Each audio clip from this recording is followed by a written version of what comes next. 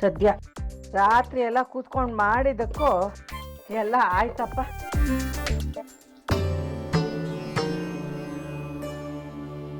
ಆಂಜನೇಯ, ಅವತ್ತು ನೀನು ಸೀತಾಮಾತೆಗೋಸ್ಕರ ದೇಶ ಬಿಟ್ಟು ಲಂಕೆಗೆ ಹಾರ್ಕೊಂಡು ಹೋದೆ. ಇವತ್ತು ನಾನು ತಂಗಿಗೋಸ್ಕರ ಹಾರ್ಕೊಂಡು ಹೋಗ್ತಾ ಇದ್ದೀನಿ. ನೀನೇ ಕಾಪಾಡ್ಬೇಕಪ್ಪ ತಂದೆ.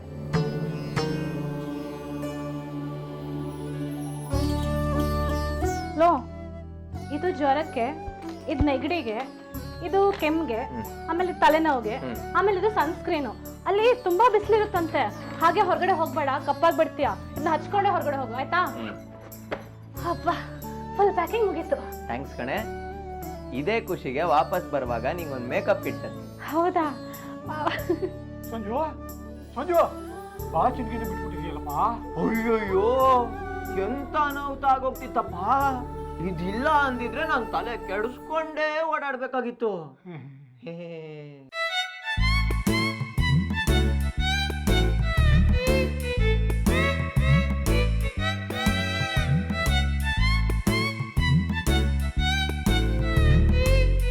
ಇದೇನಮ್ಮ ಇದು?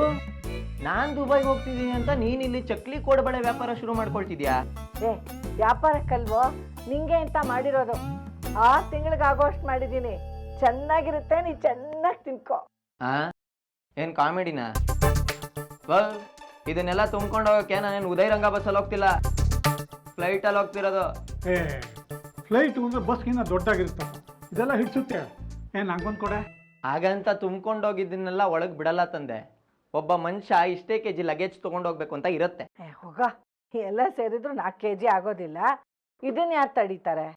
ಹಂಗೊಂದ್ ವೇಳೆ ನಿಮ್ ವಿಮಾನದವ್ರು ತಡೆದ್ರೆ ಅವ್ರಿಗೆ ಹೇಳ್ಬಿಡು, ಇದು ನಮ್ಮ ತಾಯಿ ಪ್ರೀತಿಯಿಂದ ಮಾಡ್ಕೊಟ್ಟಿರೋದು ಅಂತ.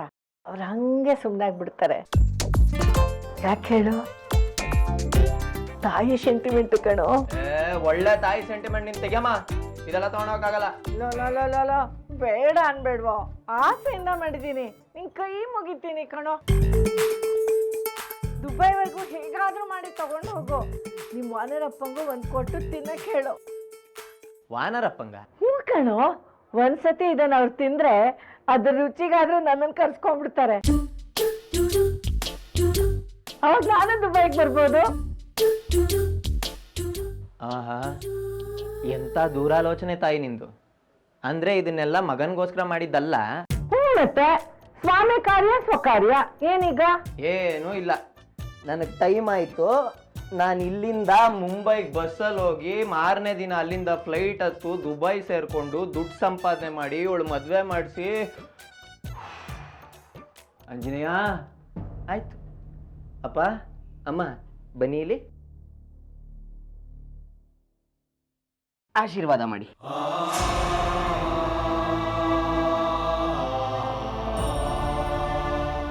ಮನೆ ನೊಗ ಹೊತ್ಕೊಂಡು ದೇಶ ಬಿಟ್ಟು ಹೋಗ್ತಿದೀಯ. ತಂಗಿ ಮದ್ವೆಗೆ ಆಗುವಷ್ಟು ದುಡ್ಡು ಸಂಪಾದನೆ ಮಾಡಿಕೊಂಡು ಬೇಗ ವಾಪಸ್ ಬಾಕಂದ. ಒಳ್ಳೇದಾಗ್ಲಿ ಮಗನೆ, ಹುಷಾರಾಗಿ ಹೋಗ್ಬಾ. ಆಂಜನೇಯ ಎಲ್ಲ ಒಳ್ಳೇದೇ ಮಾಡ್ತಾನೆ.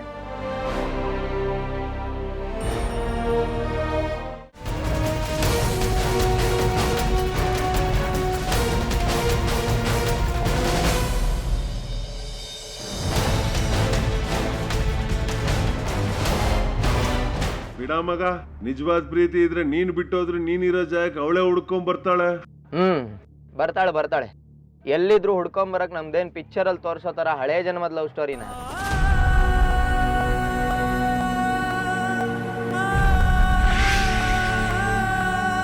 हे भगवान, ये मेरा अपना जगह लग रहा है. ಎಷ್ಟೋ ದಿನ ಆದ್ಮೇಲೆ ನಮ್ಮೂರಿಗೆ ವಾಪಸ್ ಬರ್ತಾ ಇದ್ದೀನಿ ಅಂತ ಅನಿಸ್ತಾ ಇದೆ.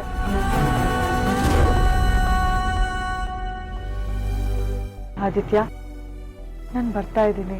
ನನ್ನ ಪಾಡಗ್ ನಾನು ಹೋಯ್ತಾ ಇದ್ದೀನಿ. ಸುಮ್ಮನೆ ಹುಡುಗಿ ವಿಷಯ ಎಲ್ಲ ತೆಗಿಬೇಡ. ನನ್ನ ಮನ್ಸಲ್ಲಿ ಯಾವ ಹುಡುಗಿನೂ ಇಲ್ಲ ಈಗ. ಮನ್ಸಿನ ತುಂಬಾ ನಿನ್ನೆ ಹುಡ್ಕೊಂಡು ಬರ್ತಾ ಇದ್ದೀನಿ ಆದಿತ್ಯ. ನೀನ್ ಸಿಗ್ಲೇಬೇಕು. ನಾನು ಯಾರ ಕೈಗೂ ಸಿಗಲ್ಲ. ನಾನಾಯ್ತು, ನನ್ನ ಕೆಲಸ ಆಯ್ತು ಅಷ್ಟೇ. ಅದಕ್ಕೆ ತಾನೇ ನಮ್ಮ ಫ್ಯಾಮಿಲಿ ಅವ್ರನ್ನೆಲ್ಲ ಬಿಟ್ಟು ಹೋಗ್ತಿರೋದು ಇವಾಗ. ನನ್ನ ಫ್ಯಾಮಿಲಿನ ಬಿಟ್ಟು ಬರ್ತಾ ಇದ್ದೀನಿ ಆದಿತ್ಯ. ಆ ಕಾವೇರಿ ಯಾರು, ಆ ಜನಗಳು ಯಾರು, ಅದೆಲ್ಲ ಏನ್ ಕತೆ ಎಲ್ಲ ತೋರಿಸ್ತೀಯ ಅಲ್ವಾ? ಕತೆ ಕಾದಂಬರಿನೇ ಬೇರೆ, ಜೀವನನೇ ಬೇರೆ ಮಗ. ಈ ಕನ್ಸು ಹುಡುಗಿ ಪ್ರೀತಿ ಪ್ರೇಮ ಎಲ್ಲ ನಮ್ಮಂತವ್ರಿಗಲ್ಲ. ನಮ್ ಬಂಗಾರ ನೆನ್ಸ್ಕೊಂಡ್ರೆ ಯಾವ ಕನ್ಸಿನ ಮೇಲೂ ನಂಬಿಕೆನೆ ಬರಲ್ಲ ನನ್ಗೆ. ಕನಸನ್ನೇ ನಂಬ್ಕೊಂಡು ಇಲ್ಲಿಗೆ ಬಂದಿದ್ದೀನಿ.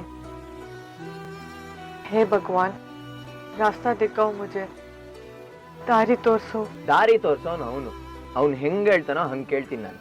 ಈಗ್ಲೂ ಅಷ್ಟೇ, ದುಬೈಗೆ ಹೋಗು ಅಂದ, ಹೋಗ್ತಿದ್ದೀನಿ. ಹೆಂಗೋ ಚೆನ್ನಾಗಿರಪ್ಪ.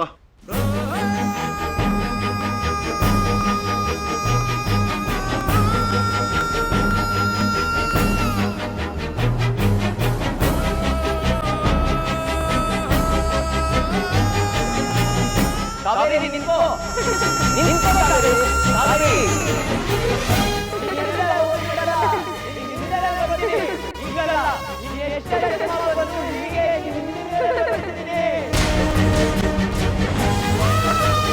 ಬೇಗ ಹೋಗಪ್ಪ. ಮೊದಲು ಬಸ್ ಸಿಕ್ಕಿ ಹತ್ತಿ ಕೂತ್ಕೊಂಡು ಮುಂಬೈಗೆ ಸೇರ್ಕೊಂಡು ಫ್ಲೈಟ್ ಹತ್ಬಿಟ್ರೆ ಸಾಕು ನನಗೆ. ಇಲ್ಲಿದ್ದಷ್ಟು ತಲೆ ಕೆಡುತ್ತೆ. ಬೇಗ ಹೋಗ್ ಮಗ.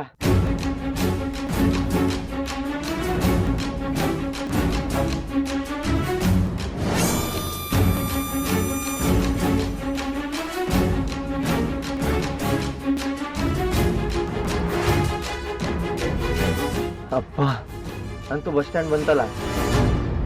ಎಲ್ಲಿದೆ ಮಗ ಬಸ್ಸು? ಇದೇನ ಮಗ ಬಸ್ಸು? ಏ ಇದಲ್ಲ ಕಣ, ಮುಂಬೈ ಬಸ್. ಇಲ್ಲ ಬರುತ್ತೆ.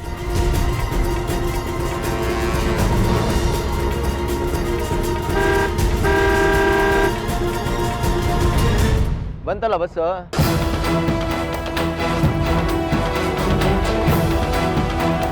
ಕಾವೇರಿ ನಿಂತ್ಕೋ, ನಿಂತ್ಕೋ ಕಾವೇರಿ.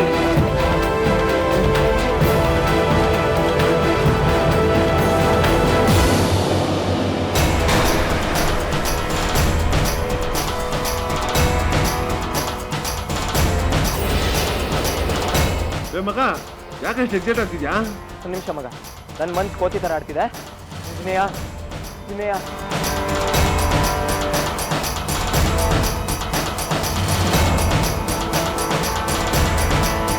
ಈಗ ನಡಿ.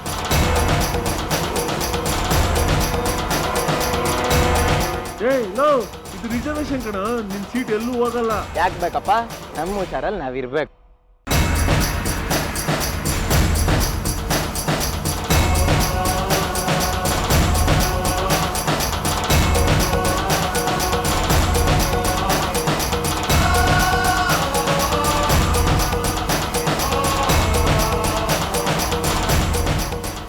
ಇರ್ರಿ, ಇಳಿಯರಿಗೆ ಜಾಗ ಬಿಡ್ರಿ, ಬಸ್ಸಲ್ಲಿ ಹೋಗಲ್ಲ.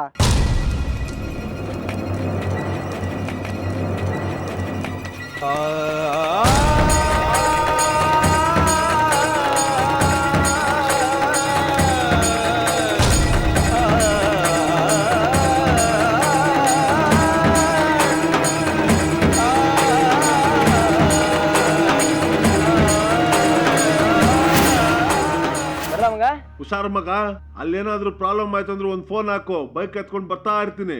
ಬೈಕ್ ಹತ್ಕೊಂಡು ದುಬೈಗೆ? ಸರಿ, ಬರಲಾ ಅಣ್ಣ? ಬಾಯ್ ಮಗ.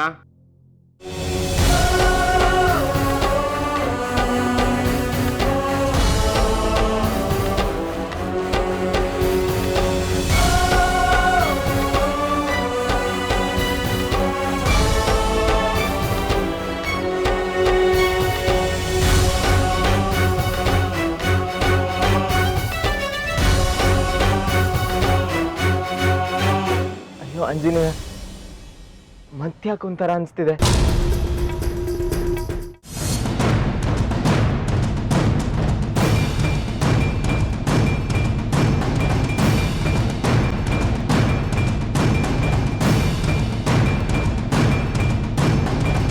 ಬಾಮ್ಮ ವಸುಂಧರಾ. ನನ್ನ ಹೆಸರು ನಿಮಗೆ